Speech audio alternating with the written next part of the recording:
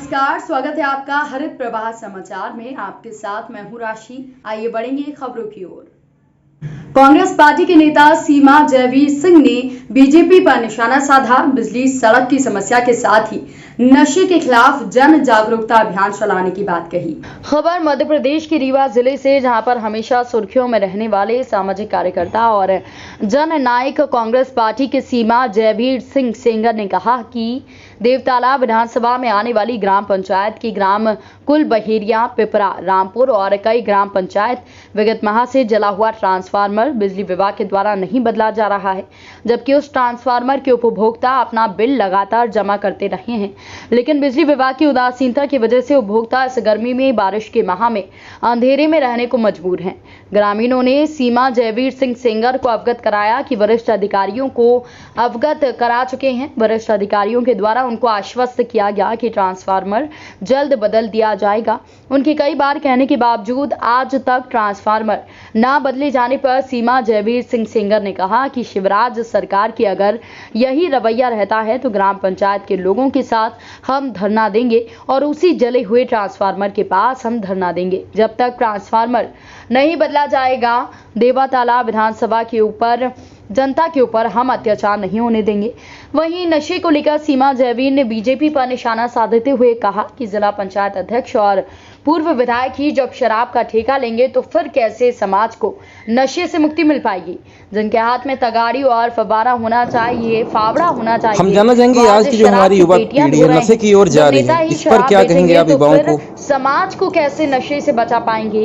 युवा पीढ़ी और समाज को नशे से बचाने के लिए मऊगंज विधानसभा में अब नशे के खिलाफ अभियान चलाया जाएगा। पूरा प्रदेश और देश में जो युवा है, जिसके ऊपर देश की आगे चल के बागडोर है, देश की जो भविष्य है, उन खुद वो अपने आप में एक ऐसी दिशा में जा रहे हैं कि उनका भविष्य स्वयं सुरक्षित नहीं है और नशा की चपेट में वो आ चुके हैं। क्योंकि बेरोजगारी जो है एक बहुत बड़ी विषय है। बेरोजगारी होने के कारण और पढ़ाई लिखाई का जो सुविधा होनी चाहिए गांव में, शिक्षा के क्षेत्र में पूरा क्षेत्र पिछड़ा हुआ है और इसके चलते जो है तो युवा वर्ग जो है और नशे के उसमें जिन नेताओं के जिम्मेवारी होती है जनप्रतिनिधियों की कि क्षेत्र में सड़क, बिजली, पानी, स्वास्थ्य, शिक्षा, रोजगार, इस पर काम करें।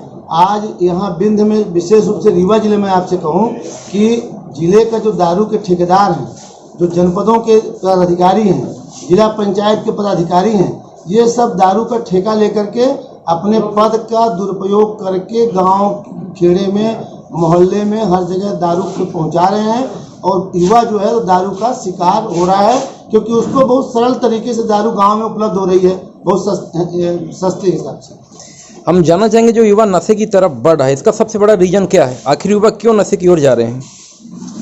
एक तो है उपलब्धता। गांव में सरकार जो है, सरकार की नीति होती है कि हम दारू की दुकान इन जगहों में खोलेंगे। वो कोई गांव नहीं होता है, वो शहरी क्षेत्र होते हैं, कस्बे होते हैं जहां दारू की दुकान चिन्हित की गई है। लेकिन अभी वर्तमान में दारू के जो ठेकेदार हैं, क्योंकि राजनीतिक रसूख के चलते सत्ता के लोगों के संरक्षण में ये दारू बेचने के लिए गांव में पैकारी जिसको कहते हैं, उसके माध्यम से गांव में दारू रखवाए हुए हैं। तो वहाँ युवाओं को गेहूँ, चावल बेच के लोग और उधारी लेकर के तुरंत दारू मिल जाती है। उन्हें 15-15, 20-20 किलोमीटर दूर जाके दारू नहीं खरीद सकते हैं। ये मेन कारण है कि उनको बहुत सरल तरीके से दारू उपलब्ध कराई जा रही है। उनके पड़ोस में, घर के आसपास, पूरा गांव में, बस्ती में दारू, गांजा पूरे से मिल रहा है। ये कहीं न कहीं बात जो नेता हैं इन पर लागू हो रही, जिला प्रशासन, प्रशासन है, इन पर ये आरोप लग रहे हैं। कहीं न कहीं इन्हीं का कहीं रोल तो नहीं है? गांव शराब बेच रही है, आखिर में पुलिस क्या कर रही फिर? देखिए, और नेता क्या कर रहे हैं वहाँ? मैं इस संबंध में रीवा जिले के कलेक्टर और पुलिस अधीक्षक से बार अपील करता हूँ उनसे कि आप गांव में दारू जो बिक रही है इसको रोकिए। चाहे दारू कच्ची हो, चाहे दारू सरकार की दारू हो, ये दारू ही खतरनाक है। और दारू के नशे में आके जो लड़के हैं, नवयुवक लोग हैं, वो गाड़ी चलाते हैं, बाइक चलाते हैं, हेलमेट नहीं लगाते हैं, फिर एक्सीडेंट होते हैं। एक्सीडेंट होने के बाद एक बच्चे होते हैं घर परिवार में, चिराग बुझ रहा है समाज में, लोगों का आने वाली पीढ़ी खत्म हो जा रही है। कई परिवार में तो ऐसा चिराग बुझ चुके हैं। और सरकार की जो योजना है, माननीय मुख्यमंत्री जी कहते हैं कि हम संबल योजना के तहत जो दुर्घटना में लोग खत्म होते हैं, ये संबल कार्डधारी हैं, तो 4 लाख रुपए उनके निधन में हम देते हैं और 2 लाख रुपए सामान्य मृत्यु में। मैं आपको बता दूं कि रीवा में देवतला विधानसभा क्षेत्र में मैं आपको 3 महीने का आंकड़ा बता दूं तो सैकड़ों नवयुवक बच्चे दुर्घटना के शिकार हुए हैं और 1 पैसे की राशि उनको इसलिए नहीं मिली कि माननीय मुख्यमंत्री जी का संबल योजना का जो पोर्टल है वो स्वयं 1.5 साल से बंद पड़ा हुआ है, न किसी का पंजीयन हो रहा है। इस संबल में नाम किसी का है उसको भी लाभ नहीं मिल रहा है, अधिकांश लोगों को नाम ही नहीं उस योजना में, तो इसका भी लाभ उन लोगों को नहीं मिल पा रहा है जिसको मिलना चाहिए। इसमें नहीं, भोपाल से तो मुख्यमंत्री जी घोषणा कर रहे हैं संबल योजना हितग्राहियों को मिलनी चाहिए। पोर्टल बंद है।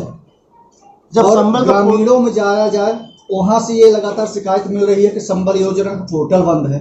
अब किसके पास शिकायत लेके जाया जाए और कौन जनप्रतिनिधि आवाज उठाएगा? देखिए यहाँ पर क्या राजनीतिक चश्मे से दबाव बना करके जो विधायक हैं, चूंकि रीवा जिले के 8 विधायक भारतीय जनता पार्टी के हैं, यहाँ भाजपा, कांग्रेस, बसपा 3 प्रमुख राजनीतिक दल हैं और तीनों दलों के मानने वाले यहाँ पर वोटर हैं।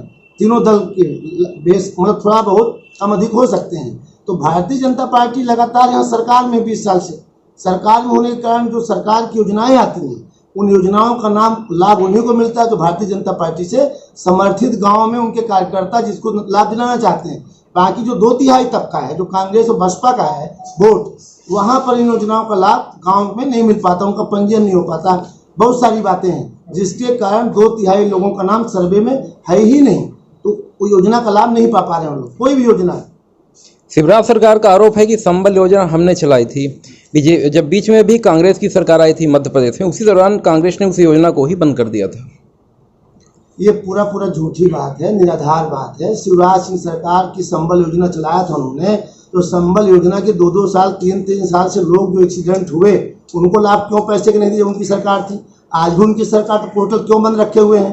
कांग्रेस ने क्या किया? दूसरा बात उनका आरोप है। हम शिवराज सिंह की बात पे कह रहे हैं कि आपने संबल योजना चलाई, आपने कहा 5000 रुपये अंत्येष्टि में देंगे। मैं रीवा जिले में 20 अगस्त 2017 से गाड़ी चला रहा हूँ, निःशुल्क सेवा दे रहा हूँ गंगा जी का अस्थि विसर्जन का।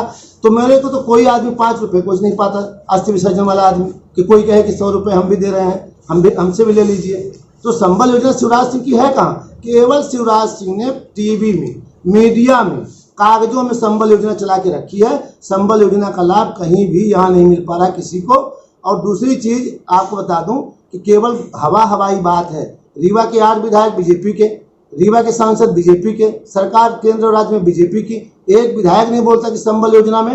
अभी गुड़ के विधायक ने कहा बीच में, मैं पेपर में पढ़ा हूं समाचार पत्र में, कि संबल योजना का के तहत जो हितग्राही पात्र हैं उनको पैसा नहीं मिल पा रहा है। विधायक रो रहे हैं। शिवराज सिंह इतने वरिष्ठ विधायक नागेंद्र सिंह जी गुड़ के हैं, वो एक असिस्टेंट इंजीनियर के ट्रांसपोर्ट उसके लिए परेशान है। संबल योजना खुद विधायक ने कहा कि बजट नहीं रायपुर में, करचुलियान में।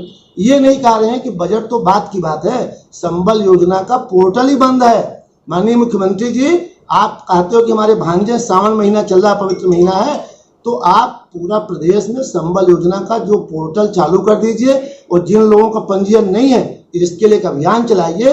और गांव-गांव में ग्राम सभा 15 अगस्त को हो रही है, 15 अगस्त की ग्राम सभा में संबल पोर्टल का योजना का तहत पंजीयन का एक एजेंडा रखिए बिंदु उसमें, और पूरे लोगों का पंजीयन होना चाहिए, राजनीतिक चश्मे से नहीं।